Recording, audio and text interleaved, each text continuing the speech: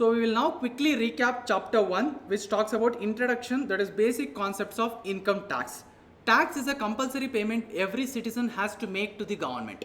So government uses this revenue. Tax is one of the major source of revenue to the government. Why they use this amount? For what purpose? They use it for the welfare of the public or the people of the society. That is like education, health, infrastructure or defense and so on. Next, there are two kinds of taxes, that is direct tax as well as another thing is indirect tax. Sir, what is direct tax?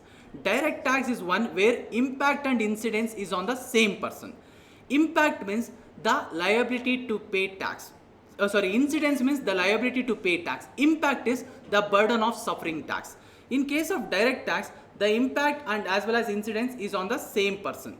Agree? So, sir, what is the example for direct tax? It is income tax. Clear? So, whatever income I will earn, I am the one who is liable to pay tax.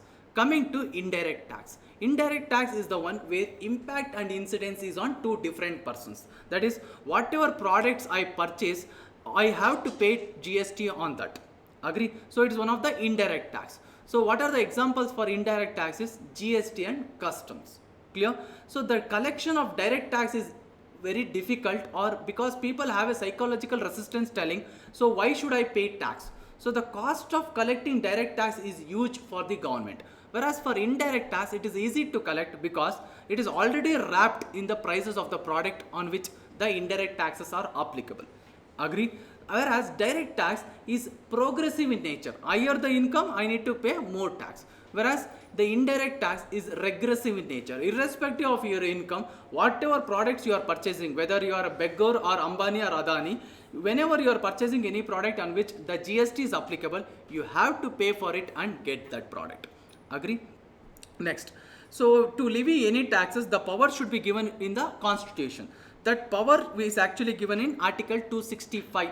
Agree? So 265, Article 265 of Indian Constitution Act specifies no taxes can be levied without the power given in the Act, that is Constitution Act. Then Article 246 specifies three lists under Schedule 7. Which are those three lists? First list, Union list. This specifies the list of taxes which can be levied and collected by central government. Then comes State list. That is, this provides the list of the taxes which can be levied and collected by the state governments, the respective state governments. Then comes concurrent list. Concurrent list specifies the taxes which can be levied by both central government as well as state government. So in this case, both central government and state government will make the laws. So if there is any conflict, whose laws will prevail? Central government laws.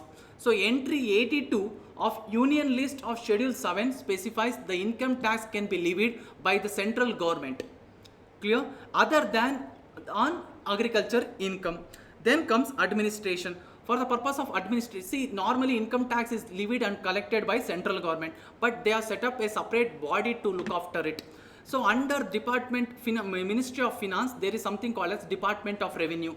Under that, there are two wings. One is for direct tax, the other one is for indirect tax. For direct tax, we call it as Central Board of Direct Taxes. Whereas for indirect tax, we call it as Central Board of Indirect Taxes and Customs. Under CBDT, we have something called as Income Tax Department for the Income Tax Administration. Coming to indirect tax, we have something called as for GST purpose, GST Council. All these are an administrative body, guys. Next, income tax. Income tax is one of the major source of revenue for any government. That is, for us, it is central government. Central government is the one who will levy and collect the taxes, that is income tax in India. It is levied under the Income Tax Act 1961 in India. So components of income tax law, there are 4-5 components. That is Income Tax Act first, then Finance Act which will be passed every year, then an income tax rule which is normally helpful for computation purpose, then circulars and notification, then the judgment given by the court which we call it as judicial announcements or decisions. Next, Income Tax Act, that is the first component. Income Tax Act is the one which will govern the income tax law in India. Agree? It came into force from the 1st April 1962. Then there are a few parts which we have to deal with Income Tax Act. That is first clause and subsection. Sir, what is clause? When each of the part is independent of each other, then we call that as clause. So what are the example for clause in Income Tax Act? Section 2, whatever it defines, it is a clause, guys. 2 clause 1, 2 clause 2, 2 clause 3, where definition of each term is given, which are independent of each other. It is not related to each other. Then coming to subsection. Sir, subsections means I can understand the complete provision only after reading each part of it. Agree? That is the complete part of it, which we call it as subsections. So in case of subsection, it is dependent on each other. Only when I read the complete section along with all the subsections, I can get a clear picture with respect to that. Agree? Then coming to proviso and explanation. So under any section or provisions, there would be given something called as proviso. What that means? It is giving certain exception, telling so in so and so case the proviso what is contained in the section is not applicable, or else it is applicable subject to certain modification they will give. Next, coming to explanation. Explanation will give clarification with respect to certain terms or anything used in the provision. Agree? It may define few things. What is political party? What is that? What is that? What is this? Clarification will be given in the explanation. Then coming to Finance Act. Every year, a budget would be presented by the finance minister of the country. One of the component in that budget is finance bill. Once the finance bill is approved in both the houses of the parliament, it will go to the president. Once president gives his assent to the finance bill, that will become a finance act, which is applicable from 1st April of so and so year. Sir, which is the finance act which is applicable for our exam is Finance Act 2020. Finance Act 2020 is applicable for May and November 21 exams. Next, coming to income tax rules. Income tax rules also came into picture from 1st April 1962, which is helpful for computation purpose, which has to be read along with our Income Tax Act. Then comes notification. Notifications are usually issued by central government or CBDT to give effect for so and so provisions. So they will give telling that they will issue a notification telling that so and so provision is applicable from so and so date, and it is binding on everyone, which is very important. Then coming to circulars. Now if department want to give any clarification for the department or for the assessees, they will give that clarification by way of circulars, and it is binding on only income tax authorities. Okay, sir, is it binding on assessee? No, but assessee can make the use of it. He can take the advantage of it. Then coming to judicial decision, that is the decisions given by different court. So there are various court which will give decisions in India. So High Court, majorly two courts, that is High Court and Supreme Court. Now assume Supreme Court, which is considered as an apex court, has given some decisions which is applicable throughout India, and it is applicable for income tax department as well as the assessee throughout India. Now assume there is a decision given by Karnataka High Court. For whom it is applicable? It is applicable only for the income tax department in that jurisdiction, that is Karnataka, as well as the people of Karnataka, assessees of Karnataka. Clear? One decision given by one court cannot bind the decision to be given by another high court. Clear? So two different decisions can be given by two different high courts in the same situation or in the same case. Fine, sir. Basis of charge. There are two charging section in Income Tax Act, guys. That is section 4, which is called general charging section, and each section under each head, the first section under each head is called charging section. So that sections under the first section under each head will tell what income is taxable in that respective head. Whereas coming to section 4, which talks about general charging section, it will tell what incomes are covered under the Income Tax Act. Section 4 will tell total income of a person earned in the previous year is chargeable to tax in the next assessment year. So they are using certain terms here. Total income, person, previous year, assessment year. I don't know what exactly it means. So they only defined it in clause 2 something. So section 2 clause something. Agree? So one by one we will understand that. Sir, what are the concept of income? Income is actually defined in section 2 clause 24, guys, which is an inclusive definition. Then, sir, what is income? Income might be in cash or kind, or it can be on receipt basis or accrual basis. It can be illegal or legal. Even illegal income is taxed in income tax. Temporary or permanent. I might be getting some temporary income like casual income, winnings from horse race, lottery and all. Or else I might be getting some permanent income like interest, salary and all. Then I might be receiving my income in lump sum or installment. Whether I am receiving it in lump sum or installment, still it is considered as income. Then coming to gift, even gift is taxable in under Income Tax Act, subject to certain limit and restrictions, conditions. There are certain exceptions also for it.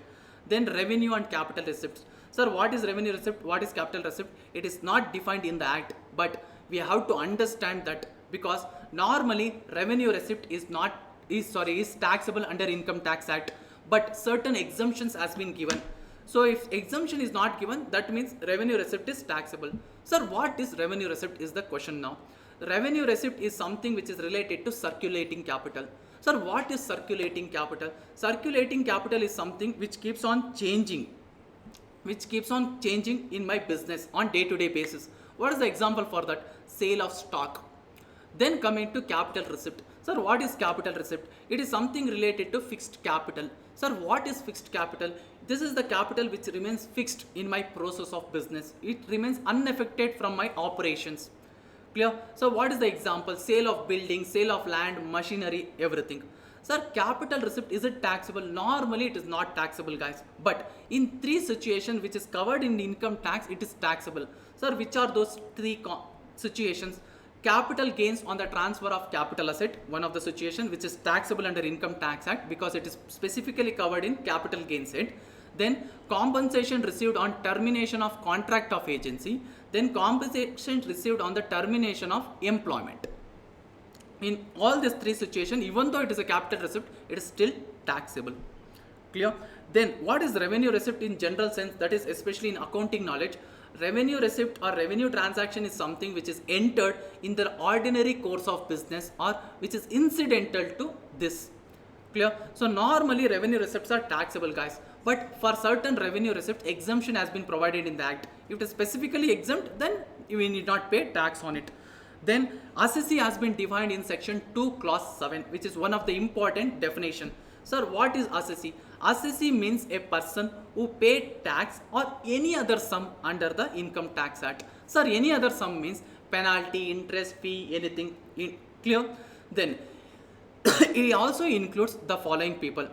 In respect of any person, if any proceedings has been initiated by Income Tax Department for computation of his income or for someone else's income, if he is liable to pay tax, even in that case he will be considered as assessee. Or if he is eligible for any refund, any proceedings has been initiated against that, then he will still be called as assessee. Or if there is any loss, you have to claim it, in respect of which any proceedings has been initiated, even in that case you will be called assessee. Then last two scenarios, assessee who is a person who is deemed to be an assessee. Even though you are not paying any tax, your income is not more than basic exemption limit, still in certain cases we will deem you as an assessee, means as we will treat you as if you are an assessee. Last situation, a person who is deemed to be an assessee by default. Sir, I have committed some default. For that case, I have considered or treated as if I am the assessee as per Income Tax Act. Clear?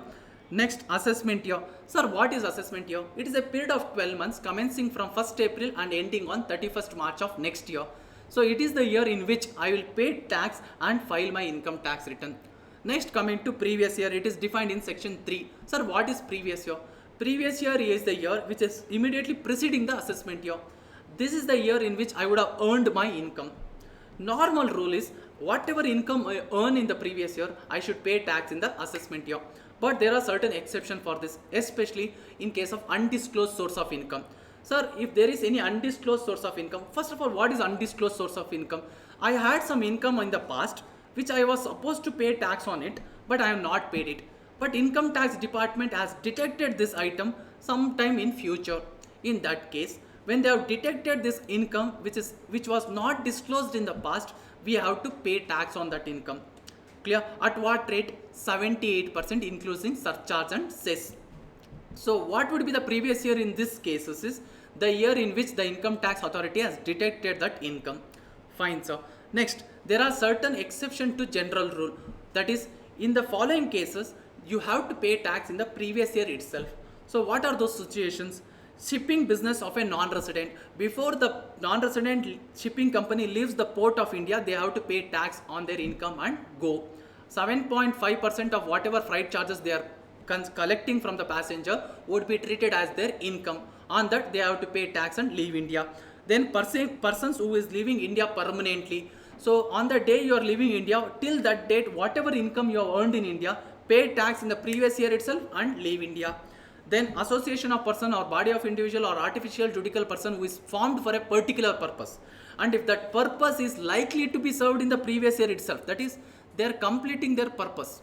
In that case, on the day they will be completing their purpose, till that date whatever income they want, they have to pay tax and leave India. Then transfer of property to avoid tax. If the assessing officer get to know that you are transferring any property with an intention to avoid tax, then you have to pay tax in the previous year itself only. Then in case of discontinued business, sir, I am closing down my business in the mid of the year, or else I am liquidating or winding up my company in the mid of the year. In that case, till that date whatever income you have earned, you have to pay it in the previous year itself. Sir, is it mandatory? No. In the last case, it is actually optional. Who will decide that? Assessing officer. Whether to collect the tax in the previous year or in the assessment year, the assessing officer will decide. Okay, so then coming to agriculture income. See, agriculture income is defined in section 2(1)(a). Agree, any income in the form of rent or revenue received from the agriculture land, or if any activities I have undertaken to make the product fit for the primary market, or if I am getting any income from the building which is immediately situated in the land or in the land, and which is used as a storehouse or warehouse, or as a warehouse or storehouse, plus that land should not be situated in the specified area. In that case, whatever income I am getting from that building would be considered as agriculture income, and any agriculture income from a land which is situated in India is completely exempt as per section 10(1). Fine, so next, in certain cases the assessee might be engaged in both growing and manufacturing of certain things, which involves both agriculture activities as well as business activities. In this situation, how to compute how much is agriculture income, how to compute business income? We have to apply certain rules which is given in the income tax rules. So what are those rules? Assume assessee is engaged in growing and manufacturing of rubber. In that case, 65% of whatever income he is getting is agriculture income, 35% is considered as business income. Then assessee is engaged in growing and manufacturing, that is cured of coffee. In that case, 75%, 25% is the ratio. Then what if assessee is engaged in growing and manufacturing, and that manufacturing includes grounded and roasted also? In that case, instead of 75-25, it would be 60-40, because it is more of manufacturing. Then coming to growing and manufacturing of tea, it is 60-40. Sir, on what should I apply this percentages? It is on income figure, guys. How do I get income? Sales revenue minus all the cost, you will apply that on your income figure. Clear? So these are some specific rules given. Sir, these rules are given, covers only 3 things: rubber, coffee, tea. What about other things? We have to apply general rule which is given in rule 7. Sir, what rule 7 tells us? Sir, if any agriculture produce is used in the manufacturing process, fine. So what is agriculture income? They are not given any percentage for segregation. What you have to do is, whatever agriculture produce you are using it in the manufacturing process, see what is the market value of that agriculture produce on the day you are using it for manufacturing process.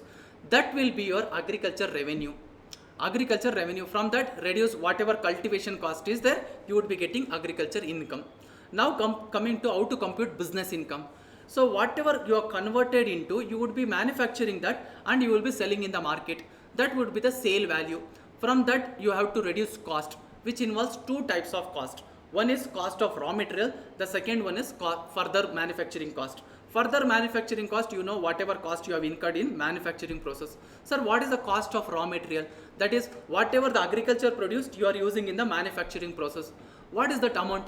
That is nothing but the market value of the agriculture produce which you are using in the manufacturing process. After reducing both this cost, that is the cost of raw materials as well as the cost of manufacturing process, you would be getting business income on which you have to pay tax. So business income is also otherwise called non-agriculture income or what? Taxable income.